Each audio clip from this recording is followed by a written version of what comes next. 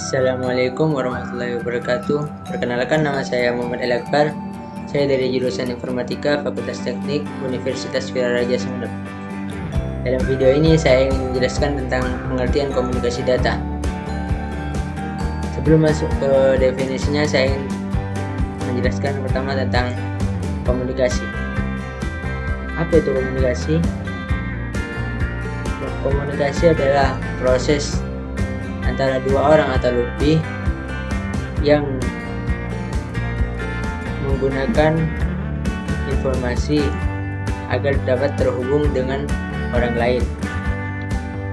Pada umumnya, komunikasi dilakukan antara dua orang dengan menggunakan lisan, verbal ataupun non-verbal, selama dapat dimengerti oleh kedua belah pihak. Contohnya seperti gambar yang ada di sini. Ini adalah sebuah percakapan antara dua orang laki-laki dan perempuan dengan menggunakan alat komunikasi berupa handphone.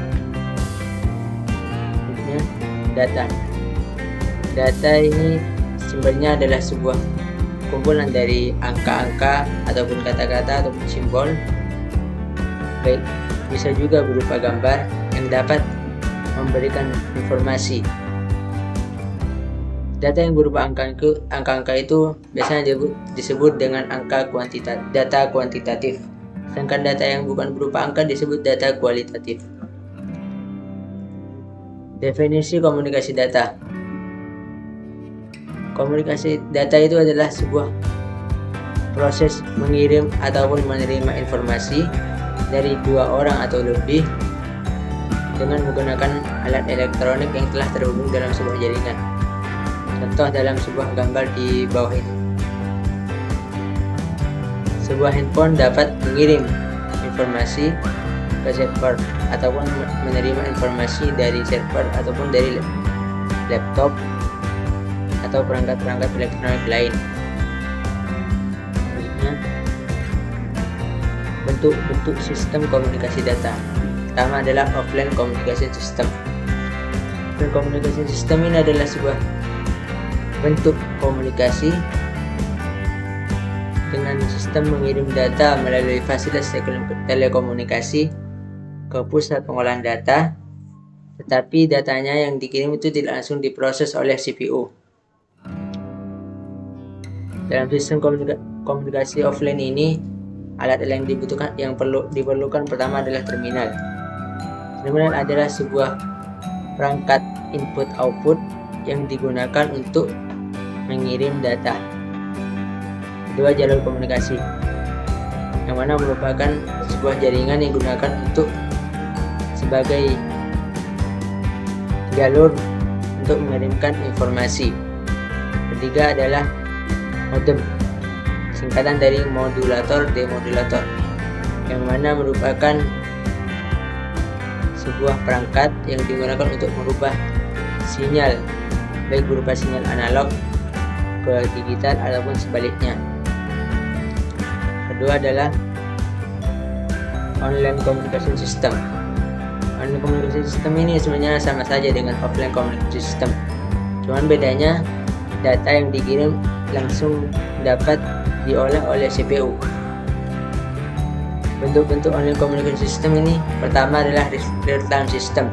Real-time system ini adalah sebuah proses pengoperasian data dengan menggunakan deadline ataupun jangka waktu tertentu, seperti pengendalian pesawat terbang.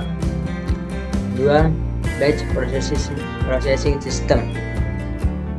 Batch processing system ini adalah sistem pengoperasian data dengan cara menumpuk data terlebih dahulu lalu dikelompokkan sebelum akhirnya diproses. 3. Time sharing system. Time sharing system ini adalah metode pengoperasian data yang mana dapat memungkinkan pemakai bisa berinteraksi secara bergantian dalam jangka waktu yang sama. 4. Distributed Data Processing System atau disingkat DDP. DDP ini adalah sebuah metode pengoperasian data yang mana merupakan pengembangan dari time sharing system. Jadi cara kerjanya hampir sama, cuman lebih ditingkatkan lagi. Contohnya seperti mesin ATM.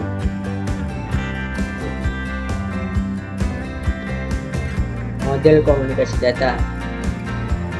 Model komunikasi data itu berdasarkan frekuensinya ada 3 macam. Pertama, simplex, kedua hard duplex, ketiga duplex. Simplex adalah model komunikasi data yang mana hanya dapat dilakukan secara satu arah. Contoh seperti televisi ataupun radio. Kedua, half duplex. Half duplex ini adalah sebuah komunikasi data dengan menggunakan 2 arah, namun secara bergantian. Contoh seperti HT. 3. Full duplex. Full duplex adalah sebuah komunikasi data dengan menggunakan 2 arah dan dapat dilakukan secara bersamaan. Contoh seperti handphone. Komponen-komponen dasar komunikasi data. Pertama adalah data atau source. Telah saya jelaskan di awal. Kedua, transmitter atau bisa disebut dengan pemancar, yang mana bertugas untuk mengirimkan sinyal yang berupa data tadi ke tujuan. Contohnya seperti modem. 3. Media transmisi. Media transmisi adalah media yang digunakan untuk mengirimkan sinyal dari transmitter tadi. Contohnya seperti kabel ataupun gelombang radio dan sebagainya. 4. Penerima atau receiver, yang bertugas untuk menerima sinyal yang dikirimkan tadi. 5. Tujuan atau destination.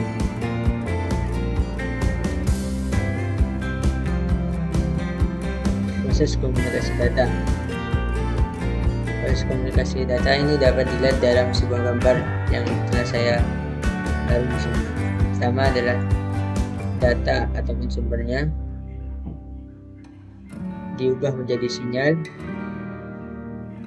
di dalam transmitter, lalu dikirimkan melalui media transmisi. Setelah itu diterima oleh receiver, lalu dikirimkan ke tujuan destination. 4. Komunikasi data. Pertama, dapat mengirimkan data dalam jumlah besar secara efisien dari tempat yang jauh. 2. Dapat menggunakan sistem komputer ataupun peralatan pendukung dari jarak jauh. Contohnya,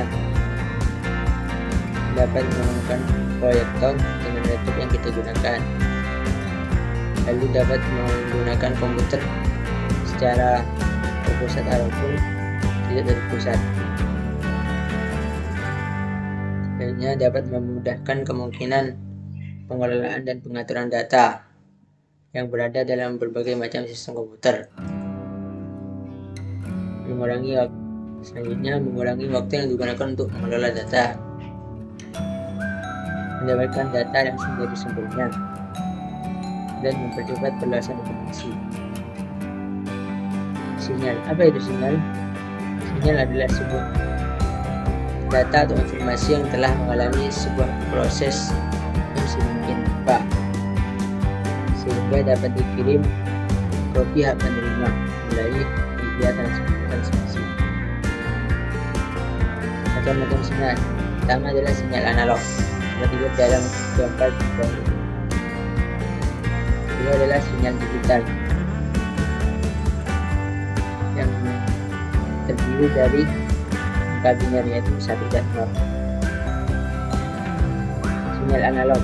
Sinyal analog ini adalah sinyal yang berupa gelombang yang dapat digunakan untuk mencapai jarak yang cukup jauh,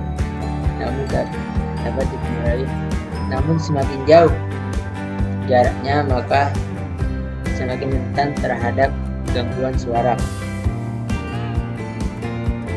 Selanjutnya adalah variabel dalam sinyal analog. Pertama adalah amplitudo. Amplitudo itu digunakan untuk mengukur tinggi rendahnya sebuah gelombang. Kedua adalah fase. Fase digunakan untuk mengukur suatu sudut dalam sebuah gelombang pada waktu tertentu. 3 adalah frekuensi, digunakan untuk mengukur banyaknya gelombang dalam satuan detik. Seperti bisa Anda lihat dalam foto di sini. Selanjutnya, kelebihan dan kelemahan sistem analog. Pertama, lebih mudah. Kelebihannya adalah lebih mudah dalam pemrosesan. Jumlah data yang tidak terbatas, memiliki kepadatan yang jauh lebih tinggi.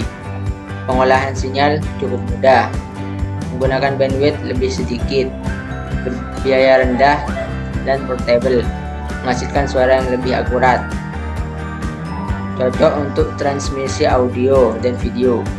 Sedangkan kelemahannya adalah pertama, cenderung memiliki sinyal kualitasnya lebih rendah daripada digital, sensitif terhadap pengaruh eksternal,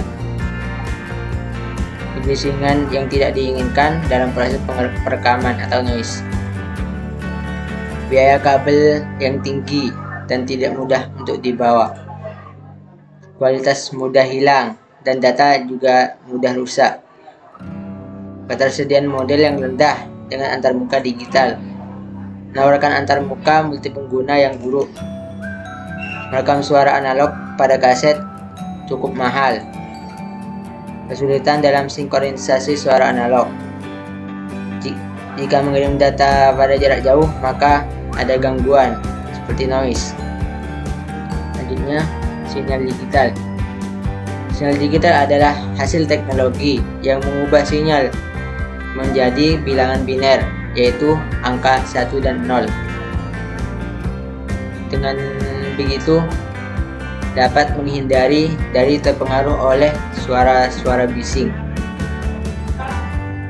Isyarat yang dihasilkan disebut dengan nama diskret. Contoh sinyalnya seperti gambar di sini.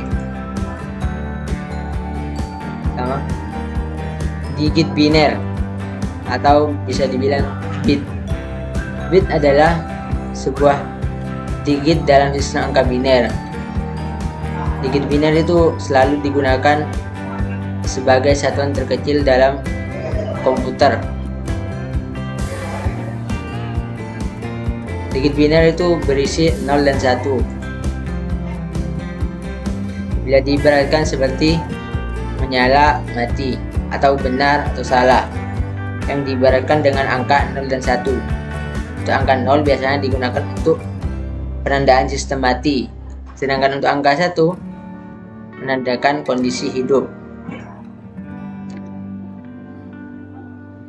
Bit dalam dunia elektronik biasanya dilambangkan dengan huruf B kecil. Selanjutnya, kelebihan dan kelemahan sinyal digital. Pertama, mudah mengirim data melalui jaringan. Data digital dapat dengan mudah dikompresi. Informasi dalam bentuk digital dapat dienkripsi. Peralatan yang menggunakan sinyal digital lebih umum dan lebih murah. Transmisi digital dapat berlangsung lebih cepat. Kemampuan untuk mentransfer lebih banyak data ketimbang analog. Mudah dalam mengedit, misalnya mengedit suara tanpa mengubah salinan aslinya. Sinyal digital membuat instrumen berjalan bebas dari kesalahan pengamatan dan kesalahan aproksimasi. Sedangkan kelemahannya adalah bandwidth-nya yang dibutuhkan lebih besar. Kecepatan prosesornya terbatas. Sistem dan pemrosesan lebih kompleks. Pengambilan sampel dapat menyebabkan hilangnya informasi, dapat menghasilkan kesalahan. Selanjutnya adalah media transmisi. Media transmisi adalah media yang menghubungkan antara pengirim dan penerima data atau informasi supaya dapat melakukan pertukaran data. Media transmisi ada dua macam. Pertama adalah menggunakan kabel, dan kedua tanpa kabel. Media transmisi yang menggunakan kabel pertama adalah kabel twisted pair atau kabel berpilin. Kabel twisted pair adalah kabel dengan dua konduktor yang digabungkan untuk menghilangkan gangguan medan listrik maupun medan magnet dari luar. Kabel twisted pair itu ada dua macam, yaitu kabel UTP atau unshielded twisted pair yaitu kabel terpilin tanpa pelindung dan kabel terpilin dengan pelindung atau STP kabel, shielded twisted pair. Contohnya ada di gambar berikut ini. Selanjutnya adalah kabel koaksial. Kabel koaksial adalah kabel yang tersusun dari buah konduktor dan isolator. Konduktor pertama terbuat dari tembaga dan berada di bagian inti. Yang konduktor kedua melingkar di luar isolator, tepat di bawah lapisan selubung luarnya. Contohnya seperti gambar di sini. 3. Kabel serat optik. Kabel serat optik adalah kabel serat lentur dan transparan yang terbuat dari gelas silika. Kabel jenis ini menggunakan cahaya untuk mentransmisikan informasi, sehingga membuatnya menjadi kabel dengan tingkat mentransmisikan data paling cepat. Contohnya ada di gambar berikut ini. Media transmisi nirkabel ataupun tanpa kabel. Pertama adalah gelombang mikro ataupun microwave. Gelombang microwave itu adalah gelombang elektromagnetik dengan frekuensi yang super tinggi, yaitu berada di atas 3 GHz, yang mana menyebabkan ketika gelombang tersebut diserap oleh sebuah benda akan memunculkan efek panas pada benda tersebut. Contohnya pada microwave seperti gambar berikut ini. Selain itu, gelombang mikro juga digunakan untuk radar. Contohnya dalam gambar berikut ini. Kedua, satelit. Satelit merupakan benda buatan manusia yang berada di luar angkasa yang mengikuti rotasi bumi. Satelit ada berbagai macam, seperti satelit cuaca, satelit komunikasi, satelit tipek, dan satelit militer.